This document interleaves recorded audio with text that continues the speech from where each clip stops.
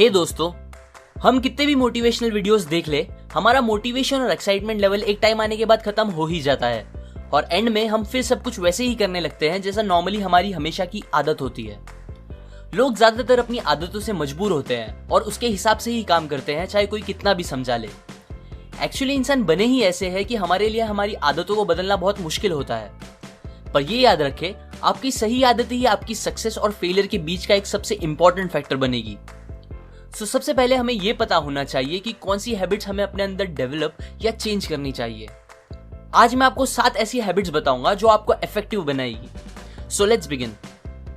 Habit number 1, be proactive. एक restaurant में एक औरत के ऊपर कॉकरोच आके बैठ जाता है। वो एकदम डर जाती है, पैनिक होकर चिल्लाने लगती है और उछल उछल के अपने दोनों हाथों से उसे दूर फेंक देने की कोशिश करती है। इतने में उस औरत के हाथ लगने से कॉकरोच उड़कर एक दूसरी औरत पर आकर गिर जाता है और फिर वो भी पैनिक होकर सेम पहली वाली औरत जैसा बिहेव करने लगती है। ये देखकर पास में खड़ा एक वेटर उनकी मदद करने जाता है। इधर उधर फेंकने में कॉकरोच अब वेटर के ऊपर आके बैठ जाता है, बट वेटर चिल्लाने और पैनिक होने के बजाय सीधा खड़ा होता है। कॉकरोच के अपने शर्ट पर चलने को अच्छे से ऑब्जर्व करता है और जब उसे कॉन्फिडेंट फील होता है तब फौरन वो कॉकरोच को अपनी उंगली से पकड़ लेता है और रेस्टोरेंट के बाहर फेंक देता है। ये स्टोरी को हम ऑथर के प्रोएक्टिव और रिएक्टिव के कॉन्सेप्ट से रिलेट कर सकते हैं। यहाँ वेटर एक प्रोएक्टिव इंसान था जिसने उन औरतों की तरह सिचुएशन पर रिएक्ट करने के बजाय सोच के सोल्यूशन निकाला और उसके अकॉर्डिंग प्रॉपर एक्शन लिया। रिएक्टिव और प्रोएक्टिव होने में बहुत डिफरेंस है। रिएक्टिव लोग हर चीज के लिए दूसरों को ब्लेम करते हैं। उनका देश तरक्की नहीं कर रहा क्योंकि गवर्नमेंट अच्छी नहीं है, वो तरक्की नहीं कर रहे क्योंकि उनका बॉस अच्छा नहीं है, वो खुश नहीं है क्योंकि लोग अच्छे नहीं हैं, और अगर कुछ ना मिले तो वो अपनी किस्मत को ही ब्लेम करने लगते हैं। उन्हें लगता है चीजें कंट्रोल करना उनके हाथ में नहीं है, सब हालात और किस्मत का खेल है। सारी प्रॉब्लम्स बाहर से आ रही है, पर एक्चुअली में उनकी ये सोच ही सबसे बड़ी मेन प्रॉब्लम है। वो यूजुअली ऐसे सेंटेंसेस यूज करते हैं जैसे मैं कुछ नहीं कर सकता, क्या करूं, मैं बचपन से ही ऐसा हूं, वो मुझे बहुत गुस्सा दिलाता है। जबकि प्रोएक्टिव लोग अपनी फीलिंग्स का कंट्रोल दूसरों को देने के बजाय खुद संभालते हैं। वो अपने हर एक्शंस की 100% रिस्पॉन्सिबिलिटी खुद पे लेते हैं। हालात और किस्मत को ब्लेम करने के बजाय सिचुएशन को वो खुद कैसे बेटर कर सकते हैं इस बारे में सोचते हैं और एक्शन लेके उसे सही भी करते हैं।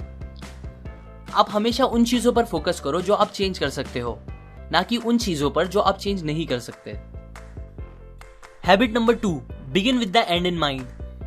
ये हैबिट मेरे how to be powerful video में बताए एक लॉ से सिमिलर है, जिसमें मैंने हमेशा एंड गोल को याद रखकर स्टेप्स लेने कहा था। अभी के लिए इमेजिन करें आप एक फ्यूनरल में गए हो, पर ये बाकी फ्यूनरल से बहुत अलग है, बिकॉज जब आप देखते हो तो आपको पता चलता है कि कॉफिन में आपकी बॉडी है और वो आपका खुद का फ्यूनरल है। उस टाइम आप अपने आप के लिए क्या क्या बोलना चाहोगे? ये एक बहुत ही इम्पैक्टफुल क्वेश्चन है। क्या आप वो सारी चीजें अभी कर रहे हैं जो आप अपने आप को देखकर तब बोलना पसंद करोगे? एग्जाम्पल, अगर आप चाहते हो आप बोल सको कि हाँ मैं एक बहुत ही अच्छा दोस्त था, तो क्या आप अभी एक बहुत अच्छे दोस्त जैसा बिहेव कर रहे हो? अगर आप ऐसे इंसान की तरह याद रहना चाहते हैं जिसने लाइफ में बहुत कुछ अचीव किया और सबकी बहुत मदद की, तो क्या आप अभी ऐसा कुछ कर रहे हैं जिससे आप श्योरली ये कह सकोगे? मैं चाहता हूं आप अपने आप से पूछो कि ऐसी क्या क्या चीजें हैं जो आपको मरने से पहले कैसे भी अचीव करनी ही है, बोथ पर्सनली और प्रोफेशनली, और फिर जितना जल्दी हो सके उसके लिए काम करना स्टार्ट कर दें। Habit number 3, put first things first. हमें जो काम सबसे जरूरी है वो काम सबसे पहले करना चाहिए। अब ये आदत बोलने को बहुत सिंपल है, पर सबसे मुश्किल भी यही है। कुछ साल पहले की बात है, मैं अपने दोस्त के साथ एक दिन कॉलेज से घर जा रहा था। बातों बातों में उसने मुझे बताया कि आजकल वो बहुत बिजी है और उसे जिम जाने का भी टाइम नहीं मिल रहा, जबकि उसे बॉडी बनाने का बहुत ज्यादा शौक था। थोड़े टाइम बाद रास्ते में हमने देखा एक जगह भीड़ जमा हुई थी। वहां कुछ आदमी लड़ रहे थे। मेरा दोस्त वहां रुक गया और मुझे भी साथ रुका लिया। फिर हमने वहां रुक के पूरी लड़ाई एंजॉय की। सब खत्म होने के बाद मैंने उससे कहा, ये सब देखने से अच्छा घर जल्दी जाके तू जिम चला जाता। उसने हंस के कहा, छोड़ना यार, जाने दे। हाँ, मुझे पता है जितनी देर हम वहां खड़े थे उतने टाइम में शायद पूरी जिम नहीं हो जाती, पर यह भी सच है कि मोस्टली हमें जितना लगता है हम उतने बिजी होते नहीं। ऐसा कितनी बार होता है कि हम डिस्ट्रैक्ट होकर अपने फेसबुक फीड्स बेवजह स्क्रॉल करने लगते हैं, यूट्यूब पर वीडियोस या टीवी देख के टाइम पास करने लगते हैं, और कुछ नहीं तो बस बेवजह की बातें सोचने लगते हैं, जबकि हमें कुछ बहुत इंपॉर्टेंट काम खत्म करने बाकी होते हैं। ये सबसे कॉमन आदतों में से एक है जो हमारा बहुत सा इंपॉर्टेंट टाइम वेस्ट करती है और हमें कभी एक एवरेज इंसान से ऊपर बढ़ने नहीं देती। सो अगर आपको कुछ करना है लाइफ में, तो हर रोज वो काम सबसे पहले खत्म करो जो आपको आपके गोल्स तक पहुंचने में हेल्प करेगा। उसके बाद बचे दूसरे कामों को प्रायोरिटीज दो। Habit number 4, think win win. मान लो मेरा और आपका एक यूट्यूब पे प्रैंक चैनल है और दोनों के पास 1000 सब्सक्राइबर्स है। अब मुझे आपके चैनल के बारे में किसी से पता चलता है और मैं आपके वीडियोस देखता हूँ। मुझे आपके वीडियोस बहुत पसंद आते हैं, सो मैं आपको मेरे चैनल पर इनवाइट करता हूँ और अपने व्यूअर्स को आपके चैनल के लिए रिकमेंड करता हूँ, जिससे मेरे सब्सक्राइबर्स आपके चैनल के भी सब्सक्राइबर्स बन जाते हैं। और फिर सिमिलरली आप भी मुझे अपने चैनल के लिए बुलाते हो, जिससे आपके व्यूअर्स मेरे चैनल के भी सब्सक्राइबर्स बन जाते हैं। इसे कहते हैं एक विन विन सिचुएशन क्रिएट करना, जिसमें दोनों साइड का फायदा निकले, ना कि बस किसी एक का। अच्छा, अगर मैं ये सब करने के बजाय आपसे जेलस होके, क्योंकि आप मेरे कॉम्पिटिटर हो, एक फेक आईडी बनाता, आपके सारे वीडियोस डिसलाइक करता और बुरे बुरे कमेंट्स डालता, ये सोच के कि इससे आपका कुछ नुकसान होगा और इनडायरेक्टली मेरा फायदा होगा, तो क्या आपको लगता है मेरा सच में कुछ फायदा होता? ऑब्वियसली ऐसा नहीं होता, बिकॉज मैं यहाँ एक विन लूज सिचुएशन क्रिएट करने का ट्राई कर रहा होता, जिससे हार्डली कभी कुछ लॉन्ग टर्म के लिए अच्छा हो सकता है। एक्चुअली हमारी मेंटालिटी ही कुछ ऐसी बनी है दैट हमें लगता है हमारे जीतने के लिए किसी और का हारना जरूरी है, या फिर अगर उसे मिल गया तो मुझे नहीं मिलेगा, जिसे स्कैरसिटी मेंटालिटी कहते हैं। हमें ये मेंटालिटी दिमाग से निकाल के ऐसा सोचना चाहिए कि हर इंसान के लिए बहुत कुछ है यहाँ, जो कि अबंडेंस मेंटालिटी होती है।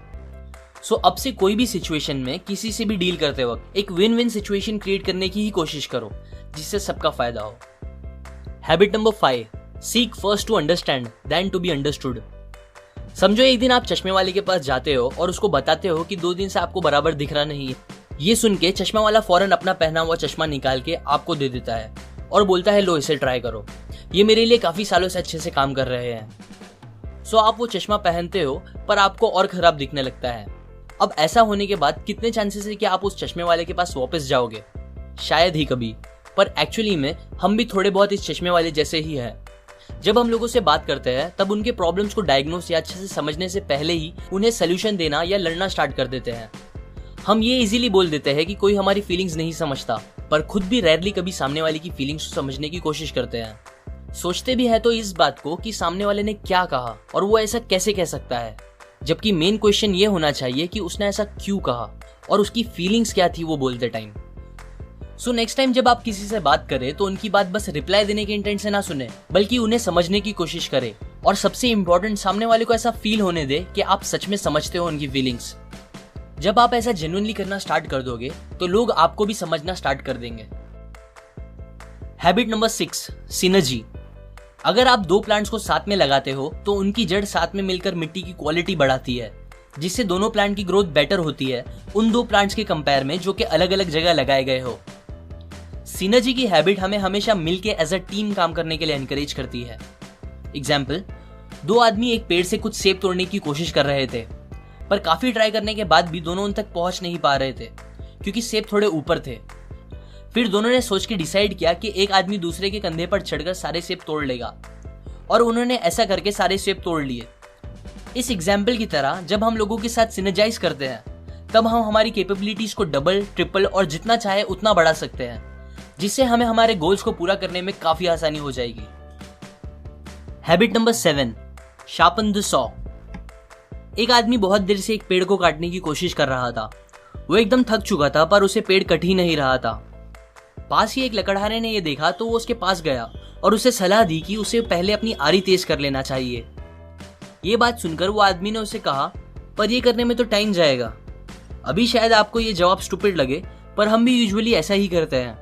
हम एक्सरसाइज के लिए दिन के 30 मिनट नहीं निकाल सकते ताकि हमारी हेल्थ अच्छी रहे, 15 मिनट कोई बुक नहीं पढ़ सकते ताकि हमारी नॉलेज बढ़े, और फिर हम कंप्लेन भी करते हैं कि हमारी जिंदगी अच्छी क्यों नहीं है। हैबिट नंबर 7 अपने आप को हमेशा बेहतर बनाने पर फोकस करती है। अपने टाइम का सबसे अच्छा यूज हमें खुद को इस 4 एरिया में बेहतर बनाने के लिए करना चाहिए: फिजिकल, मेंटल, सोशल और स्पिरिचुअल। ये हैबिट बाकी 6 हैबिट को सराउंड करती है और हमें उन सबको फॉलो करना पॉसिबल कराती है, हमारे सबसे कीमती एसेट को बेहतर बना के, जो कि हम खुद हैं। ये कॉन्सेप्ट्स मैंने again one of my favourite book 7 habits of highly effective people में से बताई है। लाइक करें अगर आपको ये हैबिट्स अच्छे लगे, अपने व्यूज कमेंट करें, शेयर करें ताकि सब ये नॉलेज का फायदा उठा सके, एंड सब्सक्राइब करें। मैं और ऐसे हैबिट्स आपके साथ शेयर करूंगा। और फाइनली, थैंक्स फॉर वॉचिंग।